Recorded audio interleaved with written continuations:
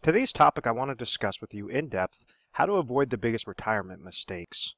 And first off, unveil what some of the biggest retirement mistakes are, show you what individuals typically do, how they fall victim to them, and then how they could avoid those mistakes, how they could make sure that they're covering their bases the correct way so that they have pure retirement confidence going forward, whether that is during your accumulation phase, where you might be 5, 10, 15, 20 years out from retirement. How do you make sure that that is segmented successfully, or, even further, when you're, only a couple years out from retirement or currently retired, how do you stay retired forever? So I'm going to break down each big mistake, and there's multiple mistakes out there, but I want to, and a lot of these mistakes actually work in tandem. So I want to try to expose some of these mistakes. Hopefully you're not doing these mistakes and you're able to fix it in time, to make sure that you can also, live that healthy, retirement lifestyle, and make sure that you're just super confident in retirement, because you do have those different areas covered and you understand the pros and cons of each situation. So the very first mistake I want to tackle is running out of money. And a lot of individuals don't realize, how this occurs, and all of a sudden they're looking at their account right when they retire, and a couple of years go by, and all of a sudden they look back at their account and they go, oh my gosh, I'm gonna run out of money in the next couple of years. What went wrong? And in order to truly understand this, you have to realize what happened with retirement planning, what happened with employer-sponsored retirement accounts, and then what is the risk for typical individuals as they're getting closer to retirement, or they're currently in retirement. Why is this such a problem now of running out of money? And back in the day, and individuals still are offered these types of plans, an individual would work for a company and they would give X amount of years of service, so 20, 30 years worth of service, and they were offered something through their employer known as a defined benefit plan, also known as a pension plan. So I give the example a lot. I say my grandfather was an elevator mechanic for the city of New York. He was offered a pension plan. He started working for them in his late 20s, and they said, okay, if you give 30 years worth of service, by the time you're age 55 in his case, you've given 30 years worth of service, we will give you a set retirement income stream as a thank you for working for this company, an incentive to stay loyal to us. Make sure that you're working hard, and therefore we'll make sure that your retirement is set up for you so you don't have to try to invest your dollars on the back end. So life used to be a lot more simple. Individuals would work those 20, 30, 40 years in some cases, and then understand that they're having a set retirement dollars, just like Social Security income. There would be money left for them every single month that would get paid to them, that they didn't have to work, so that when he retired, he's able to receive his pension income, able to receive Social Security income if he was age 62, and hopefully those two combinations of income would be able to suffice what him and my grandmother's expenses were. Well, unfortunately, there was a shift that took place. You had the branch of a government was created known as ERISA in 1974, and later on came about 401k related plans, the implementation of 401k related plans in 1978. This is important because rather than that defined benefit plan where an individual would go to work, that company would define exactly what that benefit was going to be. When this ERISA Act was created and then you had the implementation of 401k plans, it now took that risk from the employer, from the entity, and threw it onto the employee. So now, rather than a defined benefit plan, you have these plans known as defined contribution plans, which says, okay, you're going to be working for this company. We might incentivize you to start planning, start putting money aside for retirement, known as a company match, but ultimately it's all on you. If you're making $100,000 in a given year and you decide to put 10% of your salary into your 401k plan, your 401k is going to grow by the contributions going into that bucket, and however well you chose those different options, your different investment options related to that 401k, and whether that received a rate of return would make this bucket increase. If, let's say, you added contributions that year and the rate of return was negative, well, you might have a decrease in that bucket regardless of how many years you've been contributing to it. So the point that I'm trying to make is rather than have that security of saying I had a pension plan or I have a pension plan, now individuals, majority of individuals are on their own and they're trying to create strategies to really maximize that rate of return on their 401k related plans because they're trying to make this bucket as large as possible so that when they retire, they could siphon through these monies a specific way and make sure that they're not outliving their money. So if they retire at age 65, they're hoping that their rate of return will stay consistent and also be able to pull out X amount of thousands of dollars per per month, per year that will suffice exactly what those expenses are. So the entire retirement game has really shifted on its head. So rather than now, you still have some companies. It is very rare, but you still have some companies out there and some entities that offer pension plans. Majority of the plans being offered are employer-sponsored retirement plans, such as the 401k, 403b related accounts, 457 plans, thrift savings plans. There's a whole slew of different sorts of retirement plans available.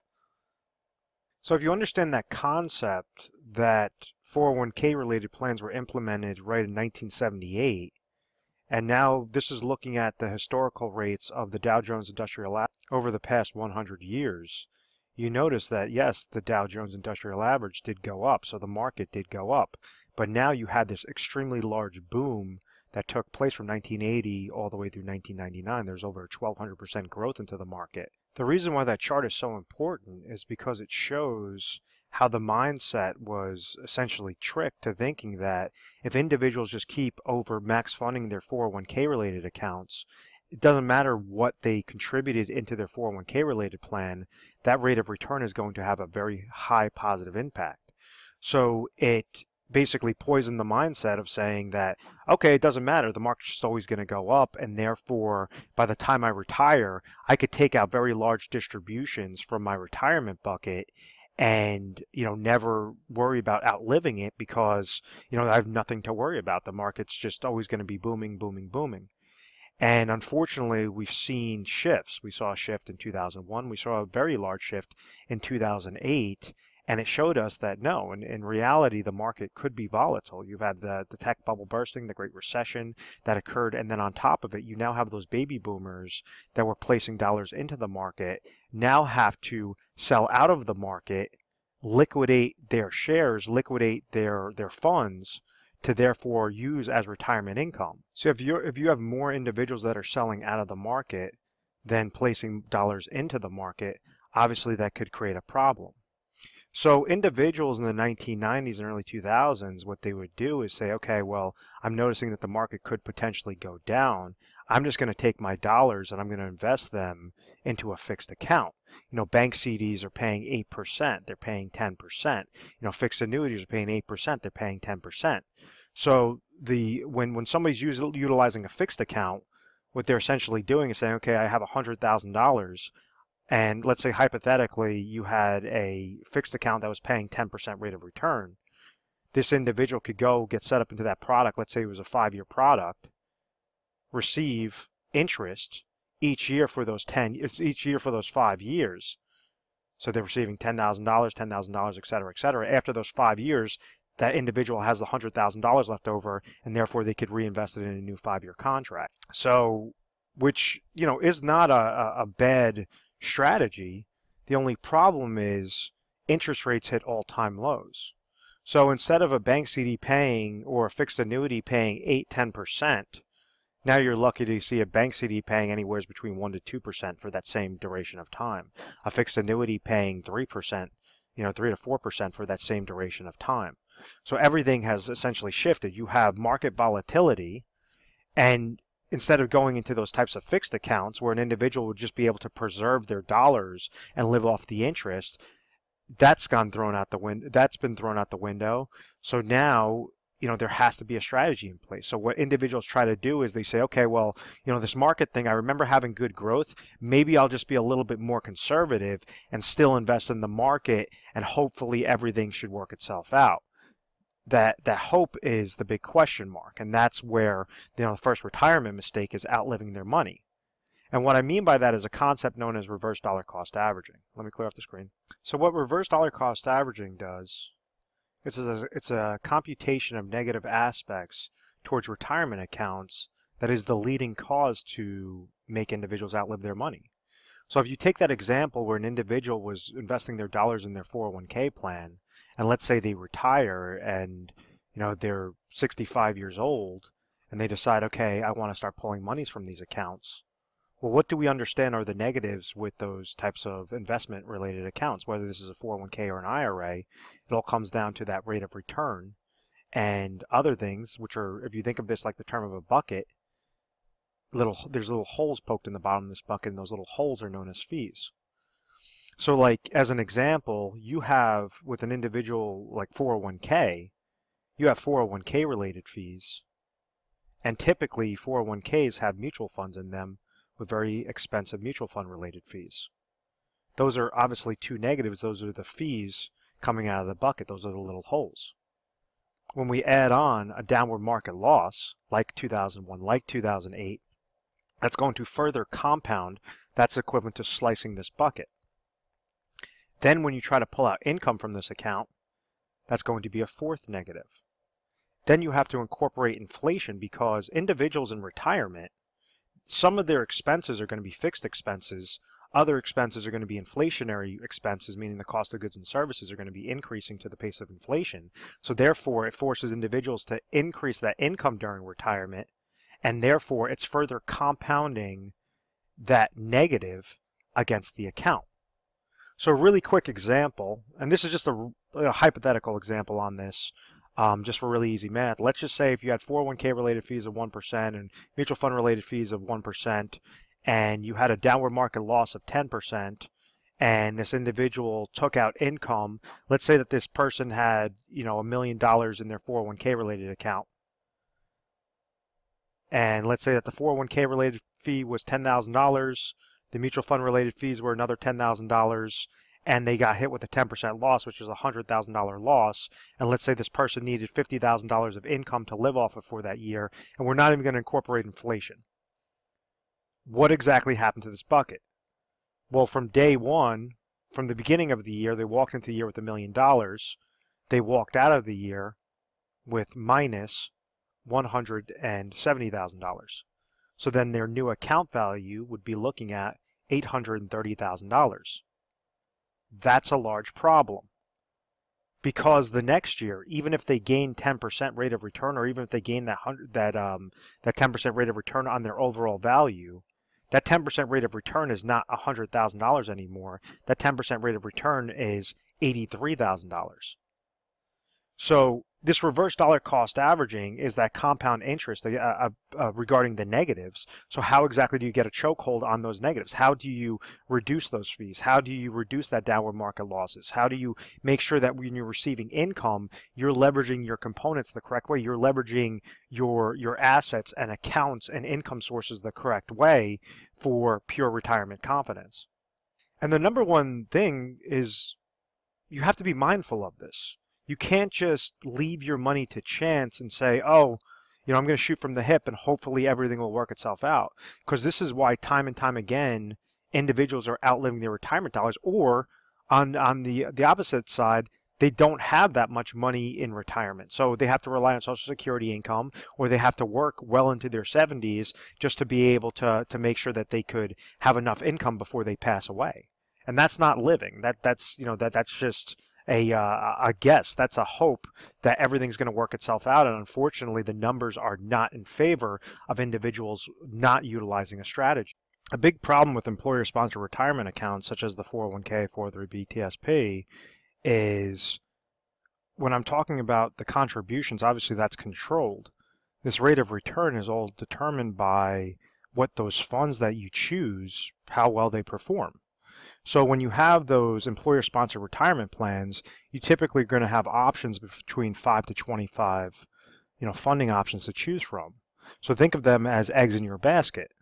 When individuals take money from their employer-sponsored retirement plans and they roll them over into IRAs, individual retirement accounts, they could go and now have 3,000 different combinations, 3,000 different eggs to choose from, so that they can more cherry pick into something more customizable depend upon their need, depend upon what their risk tolerance is, what their income goal is, and try to set that out the right way. The next retirement mistake that occurs when individuals try to do that, whether that's, accumulating their dollars or rolling them into the IRA and just saying, oh, well, I have more eggs, so therefore I should, more options to choose from, so therefore I'm going to be chasing returns and everything should be doing really well. So the negative with chasing returns is leaving yourself exposed to downward market losses and something known as sequence of returns risk. And what sequence of returns risk does is it shows you that, like, when you have an average rate of return, let me pull up a really quick chart. So this is where you have a lot of, wealth accumulation advisors that they're going to talk about, look at the rate of return, look at the rate of return. And with a sequence of returns risk, or just, the risk associated with those negatives, anytime you have a downward market year, and if you're really trying to chase returns and leaving yourself exposed, this is obviously an extreme hypothetical example, but I want to try to, prove my point regarding why negatives could significantly hurt you. And if somebody had a $100,000 investment, and let's say that, on paper it showed that it gained 50% the first year, then it lost 50% the second year, then it gained 50% the third year, lost 50% the fourth year, gained 50% the fifth year, Wall Street math is going to tell us that this person had an average rate of return of 10%. They would have gained plus 50% at the end of those 5 years. Divide that by 5 years would be 10% rate of return. So everything obviously looks on the positive. Well, when we look at the real account value, what occurred, and this is showing that a person is not trying to pull money from this, they would have had that average rate of return, but would have ended up with a value of $84,375. Or if you had $1 million, $843,750 that would have dropped down from that $1 million account. So that would have been a minus 15.625% rate of return in real numbers and real value. That's obviously a problem. So the most important thing, if you're trying to utilize your accumulation, or even when you're in retirement, you're trying to utilize a strategy to avoid reverse dollar cost averaging, above all else, you have to make sure to eliminate those negatives, to try to decrease or have some sort of safety net on there so that you're not having those large swings in the market. And there's a term that I always, or a kind of a phrase that I always say is, negatives in retirement can hurt far worse than gains could help you. And this is showing a chart that if you lost 10% of your portfolio in 1 year, it's going to take you an 11% rate of return just to get back to break even. If, let's say, you go further down, if you lost 30% in your portfolio, it's going to take you 43% just to get back to break even. If you lost 50% in your portfolio, it's going to take you 100% just to get back to break even. So above all else, you have to make sure that you have that safety net in place, or you have certain mechanisms in place to eliminate those negatives and make sure that you're getting that nice safety and consistent rate of return each and every year.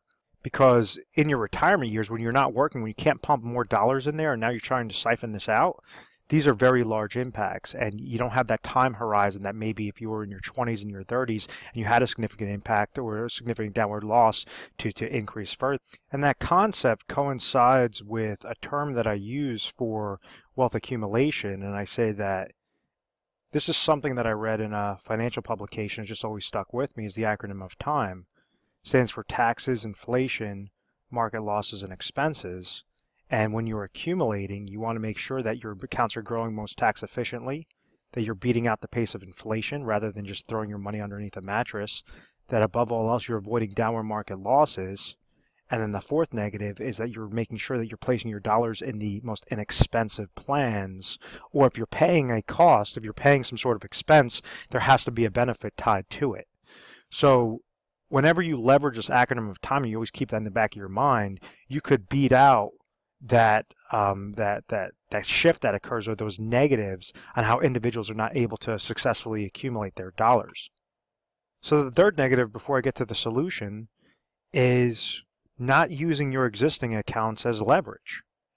There's so many times that individuals have these retirement accounts that are sitting there, or they have income streams that are sitting there, and they don't look at them as retirement assets. What I mean by that is, like, a very large one is Social Security. That is a very large retirement asset. That's a major portion or of a formula to say, how can you retire with pure retirement confidence, is making sure that you're structuring your Social Security maximization strategies properly. Another aspect might be a pension plan. Pension income is obviously income that, rather than increase your expenses and say, okay, I want to take this extra trip when I retire and travel and all this other stuff, if your expenses do not allow and your expenses are at X and your Social Security and pension income just barely beat out those expenses, well, you have to put yourself on a budget. You can't go and say, oh, well, I worked my tail off all my life and now I want to enjoy it and now I just want to burn through all my money. And if you don't have that disciplined mindset, you're never going to be able to properly retire. You're going to fall victim to those large retirement mistakes. And it all comes down to, the culmination of this entire video comes down to not having a plan and just hoping everything will work out. Trusting an advisor because, he's trying to speak in this technical financial jargon and just, talk over you. That's not the correct way to do it, because there's many people out there that have many financial advisors, and unfortunately they're not even beating out what a simple index like an S&P 500 index or Dow Jones Industrial Average index is doing. So there has to be an actual strategy in place, and you have to make sure that you're segmenting your dollars towards specific lanes. A really easy strategy. Obviously, we go into very technical strategies whenever you call over to our agency or you set up an appointment. It's going to be more specific to your individual situation. But a very basic strategy that you guys could use from just watching this video is make sure that you're segmenting your dollars to 3 main goals. Goal number 1 is you have ample amount of income sources. Goal number 2, you have ample amount of emergency funds. Goal number 3, you have inflationary protection or strategy for inflationary protection. We want to make sure that we're leveraging the existing assets properly. So let's say if an individual is currently age 60 and they're going to retire at age 65 and they have a specific need in mind. They're saying at age 65, I need $50,000 of income in retirement to cover my expenses. So the first most important aspect is that need. Rather than take a guess, there's different things out there. You could look at budgeting sheets online. You could give us our agency a call. We could send you over budgeting sheets. But it's all about breaking this down to the decimal point on what are going to be those retirement expenses. So that brings us to step 1, income sources. Remember, we want to leverage what you already have so that you could leave as much money in your pocket, less worry in your pocket at the end of the day. So let's say if this person receives Social Security income, has a small pension, and then they have nothing else. They have basically, we'll say that they have a 401k related plan of $500,000. How exactly can we make sure that these 3 bases are covered? Well, the first thing, let's say that Social Security income is coming to them at $30,000. They hit age 65, Social Security income will be $30,000. Pension income, let's say they have a small pension of another $10,000. What that goes and tells us is that out of their overall picture, and they have obviously a 401k account that's sitting at $500,000. What that goes and tells us is obviously these 2 income sources are giving them $40,000, but they have a $50,000 need, and therefore there's a $10,000 gap. So this is where they could leverage their 401k account, roll that over into a specifically designed IRA account, and this first portion, for the income, we would place it into a safe income product, would be an IRA annuity. If they're currently age 65 and they have 5 years worth of deferral, what we would find them is the best mathematical annuity for that individual dependent upon a state, age 60, looking to trigger lifetime income from an annuity at age 65. So let's say out of this $500,000, it's going to cost this person $100,000 to roll into an IRA annuity, utilizing an income rider that will produce them $10,000 every single year. So out of this $500,000, after after IRA number 1, this person now has $400,000 left over in their 401k account, which now brings us down to step 2. Step 2 is emergency funds. Rule of thumb is that an individual should have in between 6 to 12 months of emergency funds available to them at all times in case of a healthcare related expense, in case of a some sort of emergency that could occur, even if something they want to take a trip or visit family or whatever that is, a death in the family, some sort of oh my gosh moment that occurs. So if this person has $50,000 of income or of expenses per year, we want to leave about $50,000 into some sort of liquid cash. So maybe that means out of this $400,000, they take $50,000 and they place that into a money market IRA. So this is IRA number 2, which is just with a money market. So it's not really going to gain, it's not going to lose. It's just something very safe, like a cash account that's sitting there that this individual could leverage as that type of emergency fund supplement. So now, rather than take the $500,000, and what happens is with a lot of insurance-related agents, what they try to do is say, oh, roll all $500,000 into an IRA annuity, and you'll be fine. You'll have more income than you know what to do with. That's not setting up a plan. That's not setting up a strategy. What that's doing is giving that advisor a nice large lump sum commission, and most likely you never hear from that guy after after months after he sold that to you, or after a year after they sold that to you. It's very, very common. We get these phone calls in every single day into the office of saying, yeah, my advisor set me up a couple of years ago. I never heard from him ever again. So first aspect, a new IRA, number 1 is through an annuity. And it's with a specifically designed hybrid annuity. IRA number 2 is $50,000 through a money market account. And now we have $350,000 left over that we could tie to inflationary protection. What exactly is inflationary protection? Let me clear this off a little bit. Well, we understand that when individuals usually have expenses in retirement, a portion of those are going to be fixed, a portion of those are going to be inflationary. So the cost of goods and services, milk, gasoline, different things, entertainment, are going to increase with the pace of inflation. That's why a house is more expensive today than it was 50 years ago. A car is more expensive today than it was 50 years ago.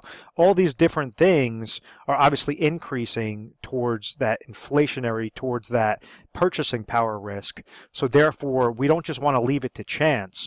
We want to make sure that you have a plan segmented specifically for that inflationary protection.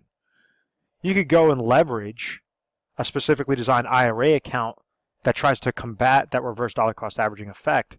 What I mean by that is an IRA that's specifically designed to eliminate downward market losses, to eliminate fees, mutual fund related fees and advisor fees, and allow your money to have that compound interest effect in a positive direction, gaining when the market goes up, but making sure that you have a safety mechanism in place. If the market goes down, falls below 0%, you can never fall below 0%. So that might be one aspect, or you could leverage this towards a managed money route and make sure that you're segmenting dollars on not an emotional based plan, not trying to just go after return, but have something where you're eliminating downward market losses, but trying to really get a nice consistent rate of return. So you could roll that over into specifically designed IRA through managed money route. There's fee-based planners as opposed to retail-based planners. Or you can kind of do a combination of different things. You could also set up something known as annuity laddering strategies to give you, at age 65, you're receiving $50,000 of income from that first income source, and then you might want to place dollars aside into a 7-year deferred annuity, a 10-year deferred annuity, different things that will give you an extra $2,000 at age 67, an extra $4,000 at age 71, another $9,000 at age 76, so that it's saying as your inflationary expenses are increasing, your income streams are also going to be being triggered through the lifetime income riders through those annuity contracts. So this $350,000 in this perfect scenario, we're not leaving the money to chance. We're not just saying, okay, let it ride and risk your money in the market and hopefully everything's going to work itself out.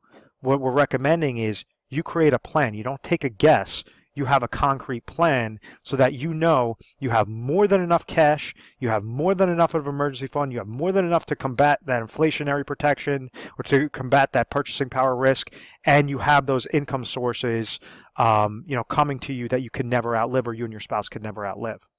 So in closing, if you found value in this video, feel free to give our 1-800 number a call. It's 1-800-566-1002. We offer 24/7 customer service. You would give us a call mornings, nights, weekends, holidays, whatever the case may be, and someone will take your call. From there, when you're speaking to the assistant, they're going to ask you your information. You might just say, I saw a video online about biggest retirement mistakes. I want to speak to a specialist. And then they're going to go and find the specialist that pertains specifically to this video. That's one way on how to do it. Another way, which is probably more efficient, is to go through our website, which is retiresharp.com or afasifinancial.com. They both take you to the same exact spot. And what you're going to see is a little icon on the bottom right-hand side of the screen where it says to schedule an appointment. So now you could actually put down notes, explain a little bit about your situation so that we can make sure the correct specialist is there available to, sit down with you on the appointment. It syncs it to our calendar. So we have a lot of different open availability regarding the different specialists that you'll be dealing with. And, we'll make sure that that person will give you a call at that specific point in time. What you can expect when dealing with a specialist is to not feel rushed, is to really, have somebody that's asking you questions to try to figure out what your current situation is. Where are you right now at point A? Where do you want to be at point B? What do you have in place? Can you get from point A to point B successfully?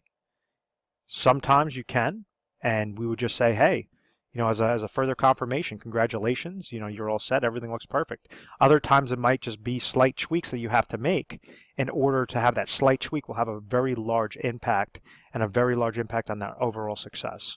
So understand, avoid the negatives, avoid the biggest retirement mistakes. I really hope that you found value in this.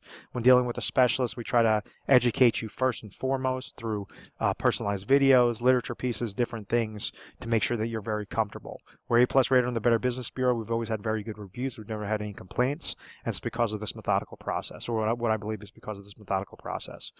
Thank you very much for watching this video, and please make sure to subscribe to our YouTube channel, Retire Sharp, so you can have access to the most updated videos. Thanks so much, guys.